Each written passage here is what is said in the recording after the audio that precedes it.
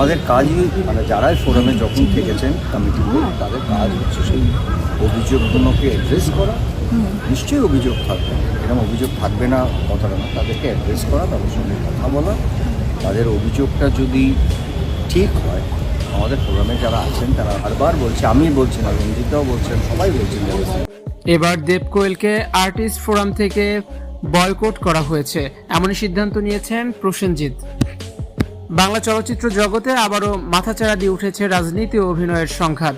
সম্প্রতি টলিউডের অন্দরে গুঞ্জন ছড়িয়ে পড়েছে, যেসব তারকারা সরাসরি রাজনীতির সঙ্গে যুক্ত হয়ে ইন্ডাস্ট্রির ভাবমূর্তি ক্ষুণ্ণ করছেন তাদের বিরুদ্ধে কঠোর ব্যবস্থা নিতে চলেছে আর্টিস্ট ফোরাম। বিশেষ করে দেব এবং কোয়েল মল্লিকের মতো প্রথম সারির তারকাদের নাম এই আলোচনার কেন্দ্রে উঠে এসেছে। তৃণমূলের সঙ্গে ওতপ্রোতভাবে জড়িয়ে থাকার ফলে ইন্ডাস্ট্রির কাজের পরিবেশে নেতিবাচক প্রভাব পড়েছে। অভিনেতাদের একটি বড় অংশের দাবি, রাজনীতিতে অতিরিক্ত সময় দেওয়ার কারণে সিনেমার গুণমান এবং পেশাদারিত্ব বজায় থাকছে না। দেবের ক্ষেত্রে এই অভিযোগ আরও বেশি জোরালো। গুঞ্জন রয়েছে, দেব নিজে এখন দ্বিধাগ্রস্ত, তিনি কি পূর্ণাঙ্গভাবে রাজনীতিতে থাকবেন নাকি সিনেমাতে মনোনিবেশ করবেন। এই অস্থিরতার প্রভাব তার কাজের উপর পড়েছে বলে মনে করছেন সমালোচকরা। সূত্রের খবর, আর্টিস্ট ফোরামের সাম্প্রতিক এক আলোচনায় স্পষ্ট করে বলা হয়েছে, যারা রাজনীতি করছেন তারা যেন রাজনীতি নিয়ে ব্যস্ত থাকেন।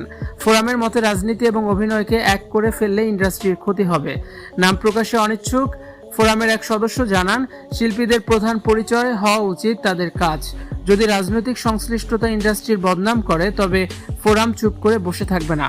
প্রয়োজনে দেব বা কোয়েলের মতো তারকাদেরও নতুন কাজে নেওয়া হবে না বলে সিদ্ধান্ত নেওয়া হতে পারে।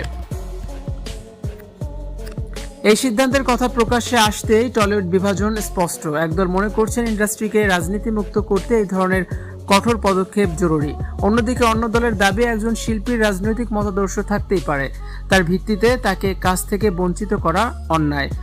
যদিও অভিনেতা প্রসেনজিৎ চট্টোপাধ্যায় এবং ফোরামের অন্যান্য কর্মকর্তারা এই বিষয়ে সরাসরি কোনো চূড়ান্ত ঘোষণা দেননি, তবে যে কোনো সময় এই ঘোষণা আসতে পারে।